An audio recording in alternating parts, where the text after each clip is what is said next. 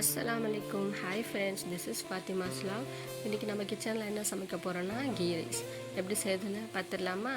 சட்டியை வச்சு நான் ஒரு 6 ஸ்பூன் எண்ணெய் ஊற்றிருக்கேன். எண்ணெய் நல்லா காஞ்சி வரட்டும். எண்ணெய் காஞ்ச உடனே பட்டை, லவங்கம், ஏலக்காய் இது மூணுத்தையும் ஆட் பண்ணிட்டேன். இந்த ஸ்பைசஸ் நல்லா பொரிஞ்ச உடனே ஆல்ரெடி நான் ஒரு 5 வெங்காயம் கட் பண்ணி வச்சுருந்தேன். அதையும் இப்போது சேர்த்துக்கிறேன். வெங்காயம் போட்ட உடனே ஒரு 1.5 ஸ்பூன் உப்பு போட்டு இப்பயே வெங்காயத்தையும் வதக்கிக்கிறேன்.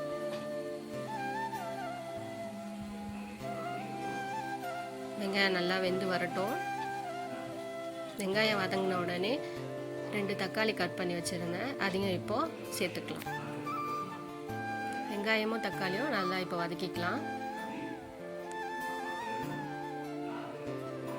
ஆல்ரெடி நம்ம இஞ்சி பூண்டு பேஸ்ட் அரைச்சி வச்சுருந்தோம். 1 கப் அரிசிக்கு நான் 2 ஸ்பூன் இஞ்சி பூண்டு பேஸ்ட்டு போட்டு வதக்கிக்கிறேன். மசாலா ரெடியான உடனே 3 நல்லா வதங்கின உடனே ஆல்ரெடி நம்ம கொத்தமல்லி, புதினா க்ளீன் பண்ணி வச்சுருந்தோம். அதையும் இப்போது சேர்த்துக்கலாம்.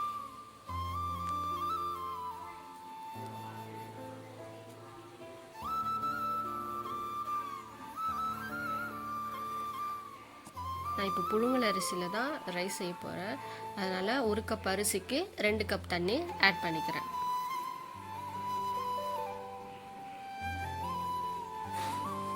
தண்ணி நல்லா கொதிச்சு வரணும். நல்லா கொதிச்சு வந்த உடனே ஆல்ரெடி நான் அரிசியை ஊற வச்சுருந்தேன். அந்த அரிசியை இப்போது சேர்த்துக்கிறேன். அரிசி வேகிறதுக்கு 10 மினிட்ஸ் ஹை ஃப்ளேமில் வச்சுக்கோங்க. நல்லா அரிசி வெந்து வந்த உடனே லோ ஃப்ளேமில் ஒரு 5 மினிட்ஸ் வச்சுக்கலாம்.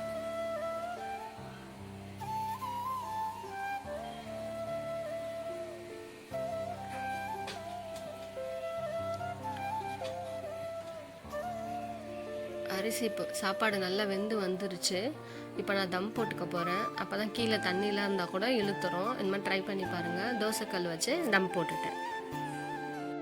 இப்போ நம்ம சாப்பாடில் தேவையான அளவுக்கு நெய் ஊற்றி இறக்கிடலாம். இந்த மாதிரி ட்ரை பண்ணி பாருங்கள். கீ ரைஸ் எம்மியாக இருக்கும்.